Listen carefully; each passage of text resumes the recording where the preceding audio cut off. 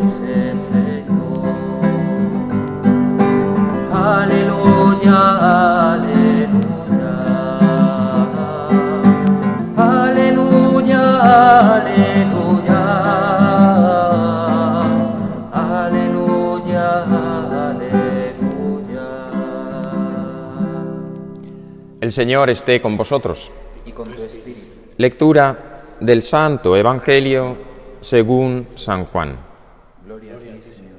El primer día de la semana, María Magdalena fue al sepulcro al amanecer cuando aún estaba oscuro y vio la losa quitada del sepulcro. Echó a correr y fue donde estaban Simón Pedro y el otro discípulo a quien Jesús amaba y les dijo: «Se han llevado del sepulcro al Señor y no sabemos dónde lo han puesto». Salieron Pedro y el otro discípulo camino del sepulcro. Los dos corrían juntos, pero el otro discípulo corría más que Pedro. Se adelantó, llegó primero al sepulcro e inclinándose vio los lienzos tendidos, pero no entró. Llegó también Simón Pedro, pero detrás de él, y entró en el sepulcro. Vio los lienzos tendidos y el sudario con que le habían cubierto la cabeza, no con los lienzos, sino enrollados en un sitio aparte. Entonces entró también el otro discípulo, el que había llegado primero al sepulcro, vio y creyó. Pues hasta entonces no habían entendido la Escritura, que él había de resucitar de entre los muertos. Palabra del Señor. Gloria a ti, Señor Jesús. Lucharon vida y muerte en singular batalla, y muerto el que es la vida, triunfante se levanta. Son dos versos preciosos de la secuencia que hemos leído antes del Evangelio. Una composición muy bonita que se hizo pues allá en el siglo XI, cuando empezaron a hacerse secuencias, es decir, cuando la liturgia empezó a enriquecerse con una serie de poemas en latín que se componían en torno a la corte francesa, en torno a Aquisgrán, y uno de ellos, parece que Huipo de Burgundia, escribió este himno en latín que tradujo tan magistralmente un sacerdote jesuita español, que era profesor de literatura, José Luis Blanco Vega. Compuso este himno tan bonito, Victime Pascali Laudes, pero que en español se traduce con: ofrezcan los cristianos ofrendas de alabanza a gloria de la víctima propicia de la Pascua. Así empieza esta secuencia del día de la Pascua.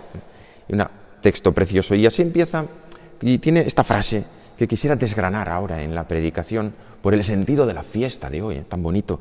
Lucharon vida y muerte en singular batalla, y muerto el que es la vida, triunfante se levanta. Lucharon vida y muerte en singular batalla, y estamos precisamente ahora en esta lucha encarnizada entre la vida y la muerte, en nuestros hospitales, en nuestras casas, una lucha que se hace tenebrosa contra un virus que se ha llevado por delante muchas vidas. Más de 15.000 en España, pero en el mundo pues son decenas de miles y no sabremos las que se llevarán. Y estamos en este contexto también de la Pascua. Lucharon vida y muerte en singular batalla. La muerte que se hace presente en la agonía del hospital, donde muchos sanitarios se empeñan en mantener la vida de aquellos y que lo celebran como una victoria pascual cada vez que le quitan un respirador a uno de estos enfermos. Muerte en la soledad de una habitación sin familia, sin compañía, como abandonados de la sociedad, y no lo están, sino aislados. Muerte en los cementerios, donde tantos cadáveres son inhumados o incinerados, también con la soledad. El otro día yo celebraba, por ejemplo, un responso en un cementerio, en el cementerio de Zamora, y estábamos 2 personas, solo, acompañando a un difunto que tendría pues más familiares en una situación normal. Lucharon vida y muerte en singular batalla. Qué singular la batalla que estamos nosotros ahora viviendo y que de algún modo actualiza la Pascua en nuestras vidas, en nuestro tiempo, hoy. Los antiguos representaban la muerte como un esqueleto humano, feo, desagradable, que hasta asustaba a los niños pequeños. Todavía en algunas culturas están pues desarrollando tanto la muerte como en México, donde se pintan estas calaveras y hasta se veneran y se adoran de manera diabólica, porque la muerte no es santa, la muerte es consecuencia del pecado. Pero lucha Jesús contra ella. Sin embargo, el cadáver, el esqueleto que se ponía tantas veces en la antigüedad, y sobre todo en el barroco español, para hablarnos de la muerte, pero hablaba de la muerte como pecado, cuando ahora hay muchas culturas que la celebran, la muerte, la Santa Muerte, dicen. Pero esta muerte solía aportar siempre una guadaña. Y del mismo modo que el campesino segaba con la guadaña la hierba, la muerte venía a segar nuestra vida. Y por tanto era desagradable. Hay un cuadro muy famoso de Valdés Leal, donde se presenta precisamente un gran esqueleto sobre unos cadáveres con una vela, diciendo que nuestro tiempo es breve. Esta es una experiencia humana, Convivimos muchas veces, y ahora en este tiempo pues nos hemos hecho pues muy fuertes. La sociedad del bienestar en la que vivimos nos parecía que la muerte la íbamos a conseguir dominar incluso. Y jugamos en muchas ocasiones a ser como Dios. La muerte se presenta tenebrosa, asustadiz, que asusta, que introduce un factor de dolor. Pero ojo, porque la muerte también se presenta como en estas culturas, y repito lo de México, como algo atractivo.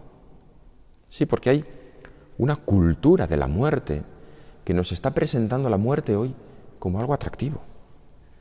La ciencia que es tan fantástica y que nos ha permitido luchar contra las enfermedades y ahora buscar una vacuna contra el coronavirus, pero la ciencia, en algunas ocasiones, en manos de algunos científicos sin escrúpulo, se ha convertido en una especie de cultura de la muerte que destruye embriones, por ejemplo, embriones de vida, para fabricar al antojo de muchas personas las propias vidas.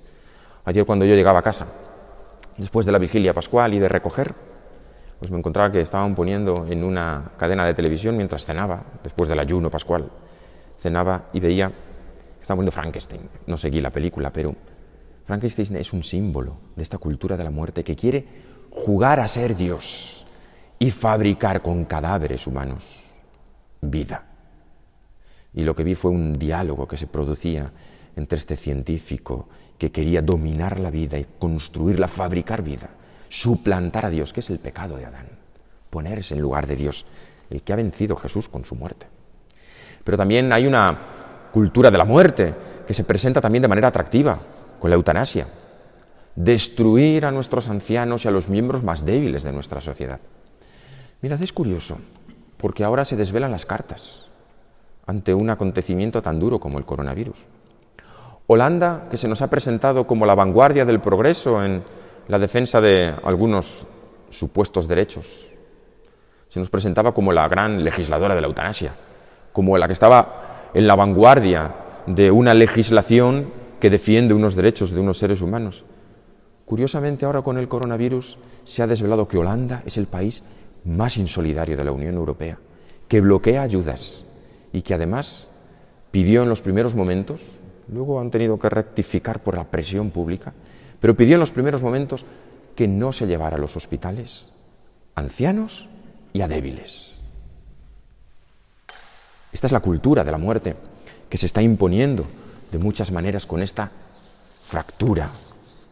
El aborto que destruye la vida en gestación, dejando a muchas mujeres sumidas en una depresión y en una ansiedad de las cuales algunas no llegan a superar y viven con un profundo dolor durante toda su vida, y que las grandes clínicas que generan negocios con el aborto ya no las atienden porque ya no le interesa y acuden muchas veces a la iglesia. Yo pude vivir esta experiencia en los Estados Unidos con algunas convivencias o retiros para que algunas mujeres sanaran las heridas que le había producido el aborto, porque nadie las atendía más que la comunidad cristiana, que hacía propuestas, como el viñedo de Raquel, y yo estuve acompañando durante un fin de semana uno de estos retiros y pude vivir, escuchar el drama de muchas personas. La muerte presenta, por tanto, un lado sombrío, oscuro, que es el de la enfermedad, el del sufrimiento, el del dolor, el del hospital, el del cementerio, pero para otros es un mundo atractivo en el que se habla de la parte de científicos que trabajan sin escrúpulo, los que legislan para destruir la vida en su inicio o en el final, e incluso también los que fabrican armas y las consumen y las venden para que el mundo se destruya. También hay otra parte que ahora estamos más sensibles, que es el consumo excesivo, desorbitado, que ha llevado a nuestro mundo a gemir. Lo dice nuestro Papa, en la encíclica Laudato Si. El mundo que gime, y lo decía San Pablo, gime con dolores como de parto. La cultura de la muerte. San Juan Pablo II, el Papa que conocimos con ese vigor y con esa energía, fue un hombre que conoció la experiencia del dolor y del sufrimiento en sus propias carnes. Fue víctima del totalitarismo de los nazis primero, al principio de la Guerra Mundial, cuando invadieron Polonia, y fue víctima del comunismo durante muchos años, que el yugo comunista que tanto dolor y muerte ha traído a nuestra Europa y a nuestro mundo, estuvo tantos años subyugando a Polonia, imponiendo su dictadura. Juan Pablo II vivió en sus propias carnes lo que era la dictadura de signo nazi, la dictadura de signo comunista. Y él era un defensor valiente de la libertad, pero nos dejó sobre todo un mensaje muy fuerte, que era el de la defensa de la vida. Decía él en la encíclica Evangelium Vitae que en este momento de la historia tenemos que luchar contra esa cultura de la muerte, mediante la vida. Lucharon vida y muerte en singular batalla, y quizá esta es una batalla para nuestra sociedad. Fue la batalla de Jesús, y es nuestra batalla, porque celebrar la Pascua no es solo anclarnos en un acontecimiento del pasado o decir palabras bonitas y emocionarnos. Hoy, felices Pascuas, qué bonito, qué alboroto, ¿eh? Me ha tocado un perro piloto, como decían en las... No, es tocar nuestro corazón y transformarlo, y quizá hoy más que nunca los cristianos tenemos que asumir esta defensa de la cultura de la vida. Lucharon vida y muerte en singular batalla. Y es curioso porque la vida se manifiesta en debilidad. El que muere es la vida. Muerto el que es la vida, triunfante se levanta. Y esto es lo que hemos visto en estos días. Juan Pablo II, en el Evangelium Vitae, lo decía tan bonito. Dice, Jesús clavado en la cruz y elevado sobre la tierra, vive el momento de la máxima impotencia. Su vida parece abandonada totalmente al escarnio de los adversarios, en mano de los asesinos. Jesús es ridiculizado, insultado, ultrajado. Y así estamos muchas veces los cristianos, un poquito ridiculizados, cuando levanta la voz de la iglesia en algún momento como que molesta. Sin embargo, ante ese Jesús, el centurión exclama, verdaderamente este hombre era el Hijo de Dios. Y muerto el que es la vida, triunfante se levanta, y hoy lo celebramos triunfante. Y los cristianos tenemos que asumir esta vida de Jesús en nuestro corazón para transmitirla a la sociedad. ¿Cuántas veces se nos ha dicho? Eso de la fe es un asunto individual. Los cristianos tienen que vivirlo en la intimidad. ¡Mentira! ¡Mentira! La fe no es un asunto individual, sino público. Y esto es lo que hoy celebramos.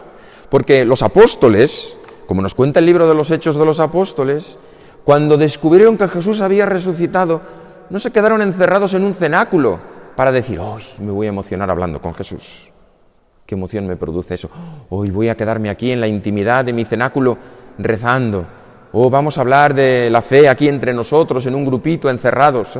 Se hablaba antes de los grupos estufa, en torno a una camilla, todos ahí, calentitos en la estufa. Sino que los apóstoles lo que hicieron fue salir a la calle y a decir, Jesús, el Nazareno, al que vosotros matasteis colgándolo de un madero, le dicen eso las autoridades públicas, a los judíos, Jesús, el Nazareno, al que vosotros matasteis colgándolo de un madero, ha resucitado, el Padre lo ha levantado del sepulcro. Y por eso los cristianos tenemos que asumir ese papel en la sociedad de salir a proclamar el mensaje del Evangelio. Muerto el que es la vida, triunfante se levanta. Y tenemos que levantarnos triunfantes. Estamos ahora encerrados, como los discípulos, en el cenáculo. Encerrados. No estamos por miedo, estamos por responsabilidad pública y por necesidad sanitaria. Pero cuando salga este encierro tenemos que hacer como los apóstoles, revivir nuestra fe y salir a proclamarla.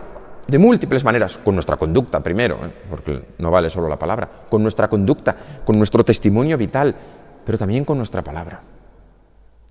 Porque muchas veces los cristianos estamos como los discípulos, escondidos, y revivimos la fe en casa, con los niños, con el marido, con la esposa, pero en la calle ya, pues es que la calle es asunto público. Asunto público es la fe.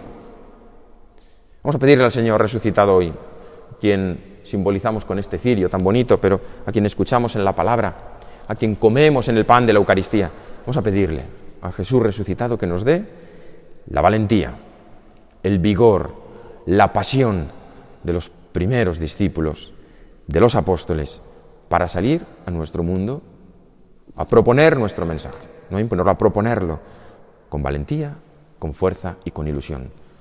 En esta lucha, lucharon vida y muerte en singular batalla, y muerto el que es la vida, triunfante se levanta. Que nosotros nos levantemos triunfantes con Jesús.